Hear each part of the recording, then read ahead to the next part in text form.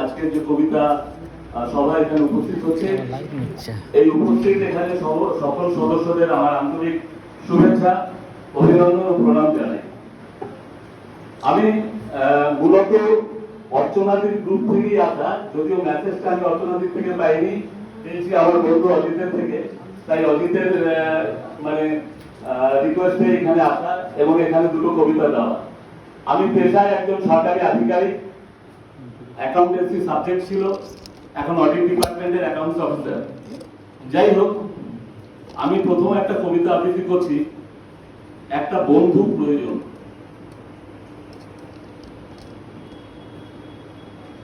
একটা বন্ধু প্রয়োজন, একটা বন্ধু ভীষণ প্রয়োজন জীবনের লম্বা পথে।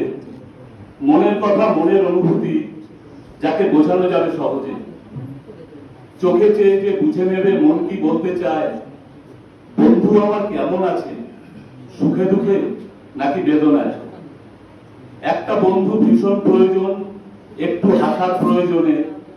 হৃদয় যদি না পারে হাসতে, বলো বেঁচে থাকা কি কারণে। প্রাণহীন বেঁচে থেকে লাভ কি জীবনে, অনুভব অনুভূতিগুলি যদি নীরবেই থাকে মনে। হাসি হোক, কান্না হোক বা হোক না যন্ত্রণা, প্রকাশ করার জন্য একজন চাই, তাকে অন্য নামে ডেকো না। কখনো কখনো মনে হয় এ কোন অরণ্য, চেনা চেনা মানুষগুলোকে লাগছে যেন বর্ণ। একটা সময় এমন আসে হতাশা ঘিরে ধরে, হৃদয় আকাশে কালো মেঘ অকারণে ভিড় করে। বন্ধু যদি তখন এসে দুটো হাত ধরে, হৃদয়ের খোলা জানালায় দক্ষিণা বাতাস বহে। বেঁচে থাকার তখন যেন নতুন আশা জাগে, ভগ্ন হৃদয়ে হেসে ওঠে তখন খুশির দোলা লাগে। বন্ধুত্ব চাই, প্রেম নয়, প্রেমে যে অনেক শর্ত। বন্ধুত্বের খোলা হয় মনটা থাকুক মুক্ত। একটা বন্ধু সত্যি প্রয়োজন একাকিত্ব দূর করার জন্য। স্বার্থপর দুনিয়ায় না হলে হবে যে দম বন্ধ।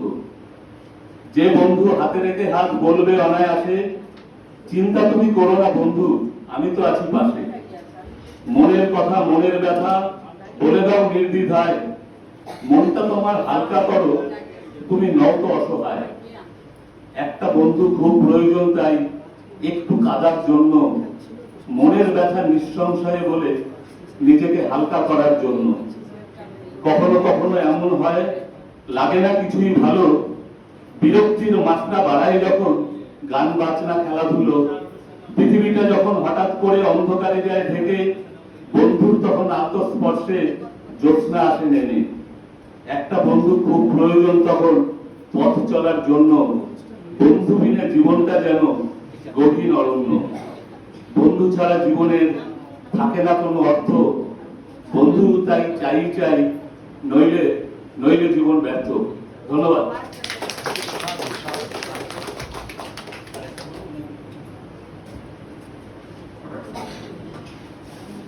অসংখ্য ধন্যবাদ। কারণ সময় সংক্ষিপ্ত, তো যার কারণে কবিতা শুনতে চাইলে কবিতা শুনতেই ইচ্ছা করবে, কিন্তু সময়ের সাথে আমরা পেরে উঠবো না। আমরা আমাদের কবিদের বরণ করে নেব। আমি ডক্টর অভিজিৎ দে মহাশয়কে অনুরোধ করব আমাদের কবিদের বরণ করে নেওয়ার জন্য। মহন্ত বিশ্বাস, কবি মহন্ত বিশ্বাস।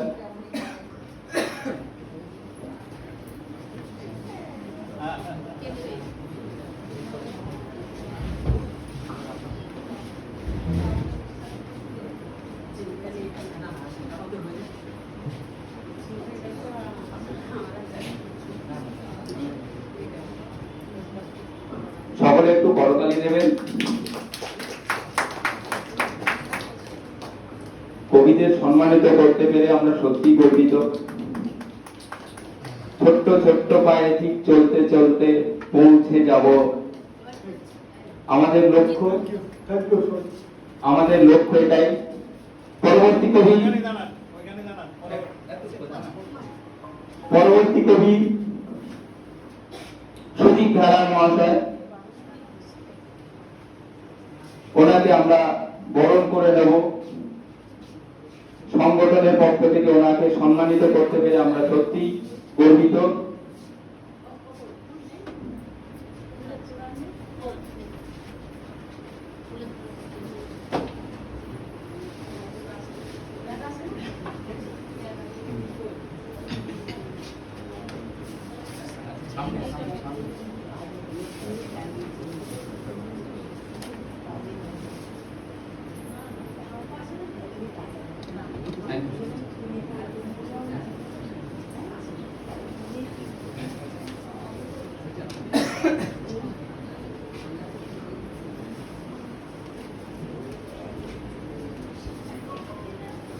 কবি সুদীপ ধারা মহাশয়কে বরণ করে নিচ্ছেন সুচিকিৎসক ডক্টর অভিজিৎ দে মহাশয়।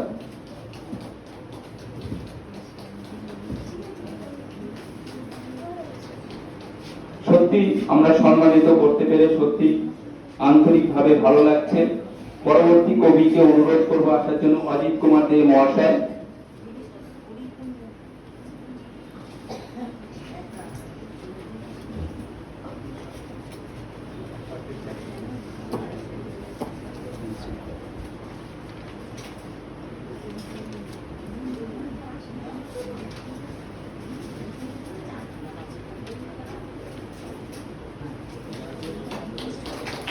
সকলে যোগ করতালি দেবে।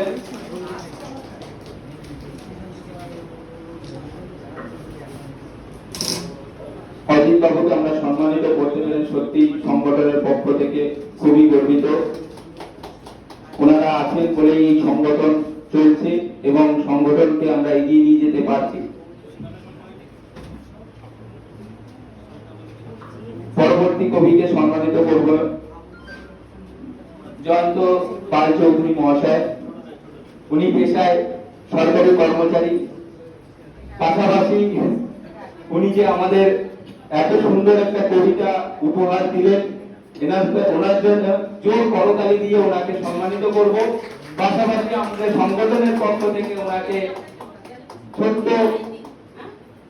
মানপত্র উত্তরীয় দিয়ে সম্মানিত করব। কারণ কর্মব্যস্ততার পাশাপাশি উনি লেখার মধ্যে আছেন। ওনার লেখা আরো আমাদের কাছে আরো আসুক, আরো আমাদের পত্রিকার মাধ্যমে দিয়ে আরো যেন মানুষের কাছে পৌঁছে দিতে পারি, ওনার শুভকামনা কামনা করি।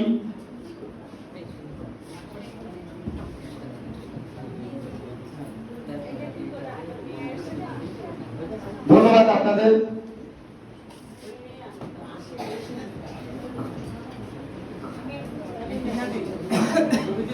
আমরা আলোচনা কবিতা আবৃত্তি পাঠ চলছে এবং আরো কবি কিছু বাকি আছেন, ওনাদেরকে ডাকবো আমাদের মঞ্চে।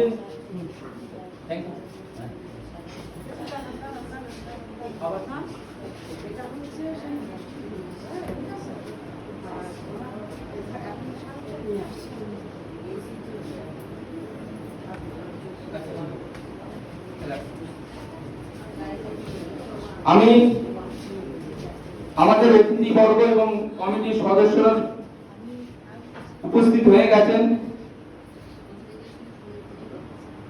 তাপস বাবু আছেন, দেবানন্দ মন্ডল আছেন। আমি ডেকে নেব সুমাদ্রি সাহা, স্মৃতি সাহা, সমুদ্র বিশ্বাস, সঞ্জয় হাজরা মহাশয়দের কাছে অনুরোধ করব মঞ্চে এসে আসন গ্রহণ করার জন্য।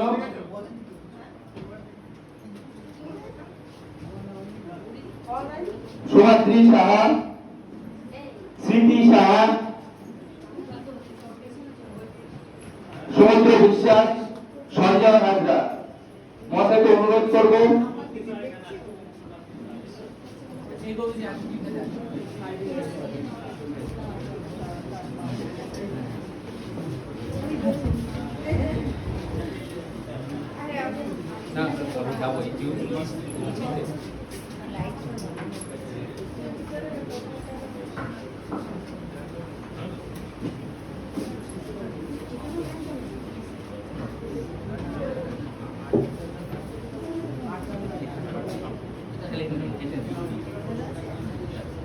দাদা নামগুলো একবার একটু এখানে বলবেন, লিখবো। লিখতে হবে। এরপরে এই মূল পর্বটা সেরে নিই।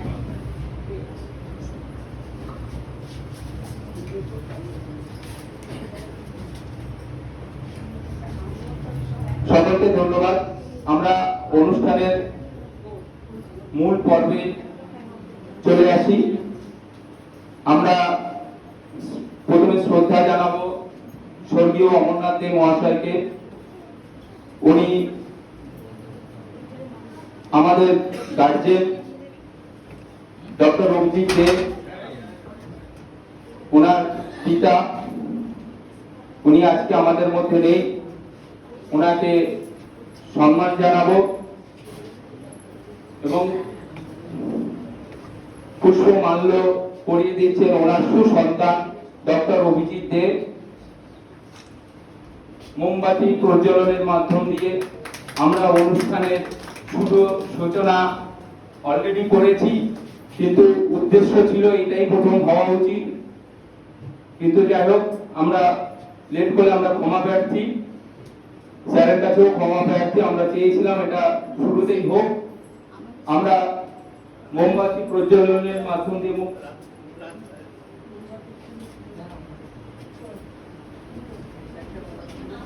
ছবি তুলে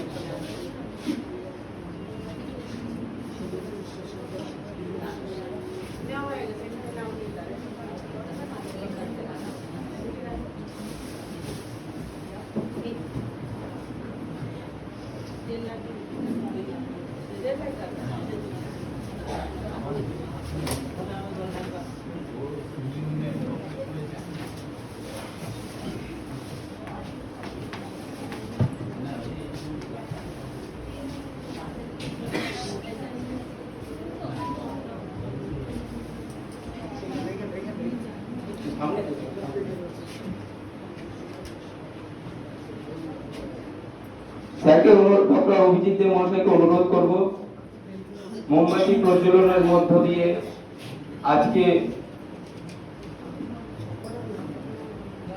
স্বর্গীয় অমরনাথ দে মহাশয়ের সম্মানে সম্মানিত করবেন।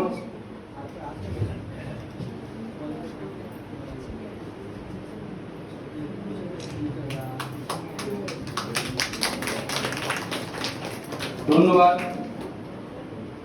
স্বর্গীয় অমরনাথ দে মহাশয়ের আশীর্বাদ নিয়ে আমরা আমাদের অনুষ্ঠানকে এগিয়ে নিয়ে যাব। আমাদের সংগঠনের সেক্রেটারি, সম্পাদিকা এবং আমি বলি আমাদের সংগঠনের মাতঙ্গিনী হাজরা, যিনি এই সংগঠনটাকে খুব শক্ত করে আমাদেরকে একত্রিত করে রেখেছেন। ওনার প্রয়াস, ওনার প্রচেষ্টা এবং মানুষের কাছে পৌঁছে যাওয়া, আমরা কর্মব্যস্ততার কারণে অনেক সময় ওনার পাশে থাকতে পারি না, বিশেষ করে আমি, কিন্তু মনে প্রাণে ওনার সাথে থাকি। যখন যেভাবে সহযোগিতার প্রয়োজন হয় আমরা চেষ্টা করি। আজকে এই সংগঠনের যেটুকু দেখছেন আপনাদের প্রত্যেকের সহযোগিতায় আজকে এই জায়গায় আছি। আপনাদের অসংখ্য ধন্যবাদ। আমাদের সম্পাদিকা মহাশয়া গৌরী বিশ্বাসকে কিছু বলার জন্য অনুরোধ করব।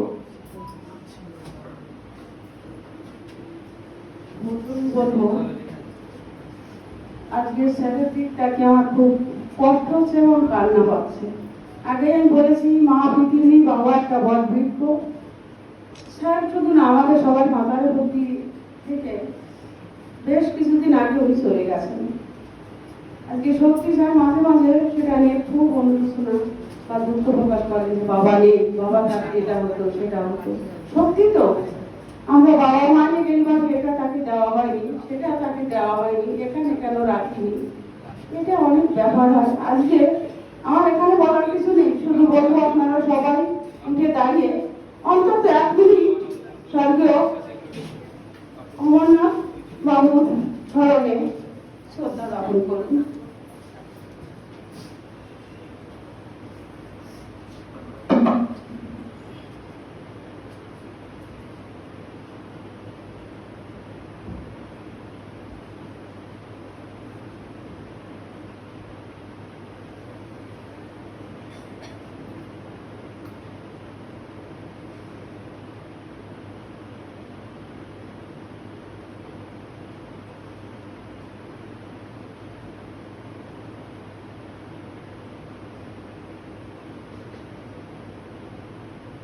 সবাইকে অনেক ধন্যবাদ। এবার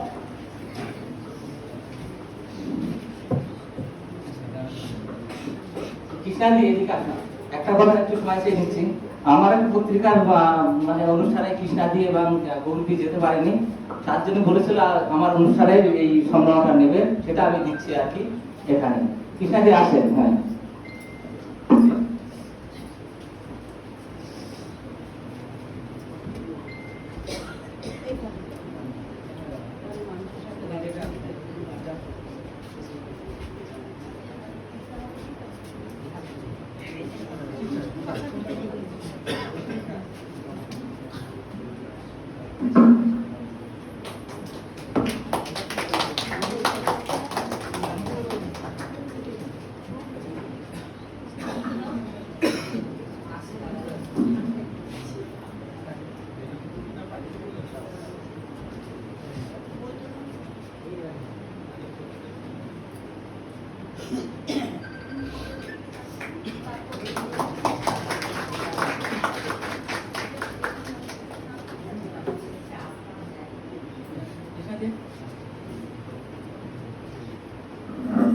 অনেক ধন্যবাদ কৌশিক ভাইকে।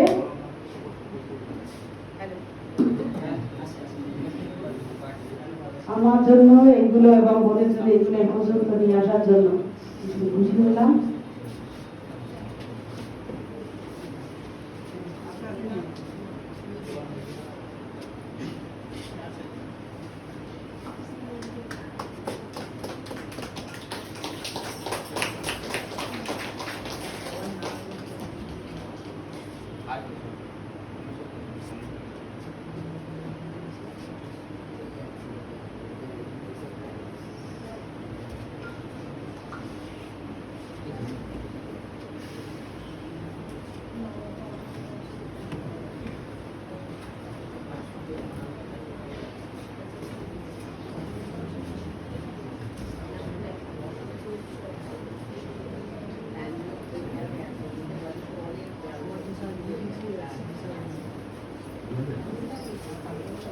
রঞ্জিতা সাহিত্য সম্মিলনী দুইজন যোদ্ধা আমার সঙ্গে আছেন, সম্পাদক বললে হয়, কারণ আমাদের কোন ফারাক নেই পুরুষের সঙ্গে, দৌড়টাকে উদ্যোগ দিয়ে।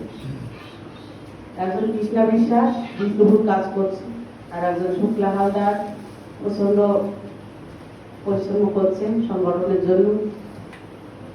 আমি ওদের সাথে আছি, কিছু করি বা না করি সঙ্গে আছি, মাঝে মাঝে থাকি, এই আর কি। ওরা না থাকলে এবং আপনারা প্রত্যেকে না থাকলে সংগঠন চালানো আমার পক্ষে সম্ভব হতো না, আমাদের পক্ষে সম্ভব ছিল না।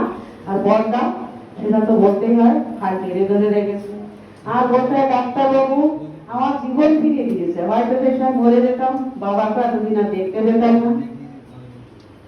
ওনাকে যতই শ্রদ্ধা করি ততই বোধ কম হয়ে যাবে, হৃদয়ের পত্র উজাড় করেও যদি শ্রদ্ধা করি তাতেও কম হয়ে যাবে। আজকে উনি সবার সবকিছু কবিতা আবৃত্তি গান নিয়ে ব্যস্ত। উনি দেখছে হাতটার কি অবস্থা, এইটুক খবর নাও তো লোকের বড্ড অভাব এই বাজারে। মাঝে মাঝে ফোন করে খবর না, যে পাশে আসেন ওনারা। আর এই পাড়ায় ও মারিনা কর্মকার, তারপরে আমার টুকুর মা, সবসময় আর পাশে রয়েছে, কখন খেলাম কখন খেলাম না, এটুকু আমার কাছে বড় প্রাপ্তি। যাই হোক, আপনারা সবাই যেভাবে সংগঠনের পাশে আসেন থাকবেন। আমরা এবার বসন্ত উৎসব করবো, বিদ্যাবাস সবার বিদ্যাবাস বিষ্ণুপুর, যদি সম্ভব হয় সাথে থাকবেন, সঙ্গে যাবেন। ওখানে মাঝে মাঝে বুড়ো বুড়িগুলো যে অনুষ্ঠান না করলে তারা ভীষণ কষ্ট পায়, তাই যেতে হয় ছুটে। প্রায় আমরা ওখানে যাই, আমাদের ব্যানারে নাম্বার আছে। আপনারা নতুন কাপড় যদিও না দিতে পারেন, যার যার বাড়িতে পুরোনো কাপড় আছে বলবেন, আমাদের লোক এগিয়ে নিয়ে আসবে, কষ্ট করে এগিয়ে আসতে হবে না।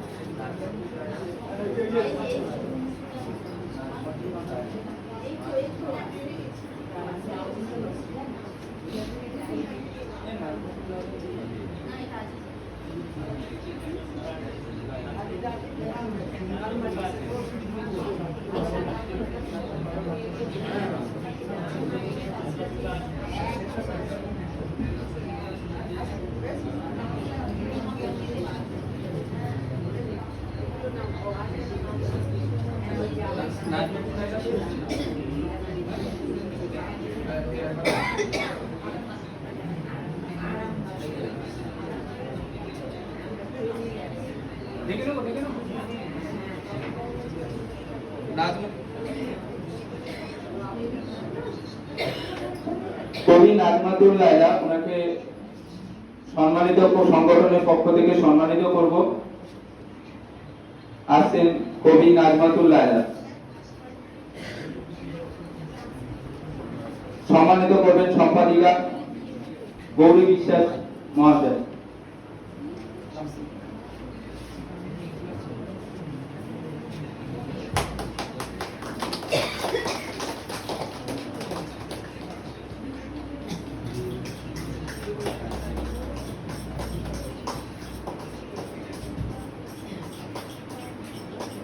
অসংখ্য ধন্যবাদ।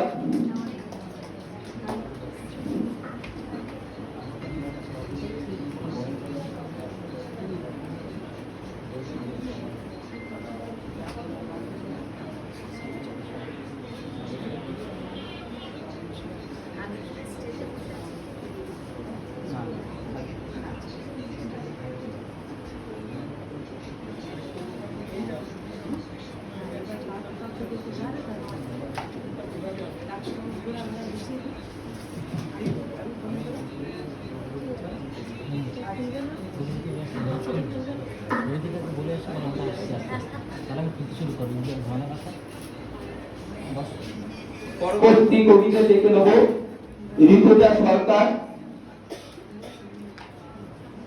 অর্চনা দাস, শুভব্রতা ভৌমিক। শুভব্রতা ভৌমিক, আপনারা একটু আসবেন, ওনাদের স্বরচিত কবিতা পাঠ করে আমাদের শোনাবেন।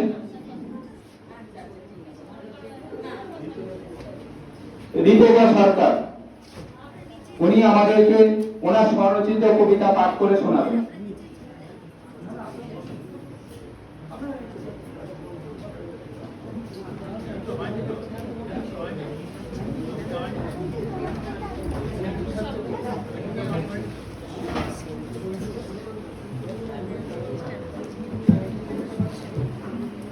নমস্কার।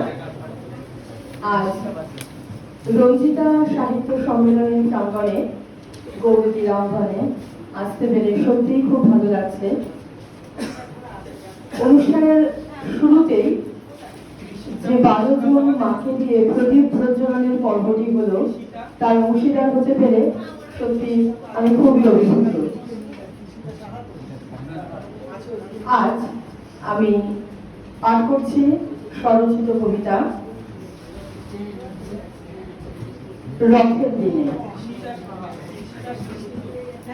ছোট্ট মেয়েটি প্রতিবারের মতো পুরনো রথের ধুলো ছিল যত, ছেড়ে মুছে ফেলে যতনে তাকে, ফুল পাতা দিয়ে নতুন মোড়কে জল বাতাসা বাটাই সাজিয়ে ধূপ দ্বীপ দিল জ্বালিয়ে।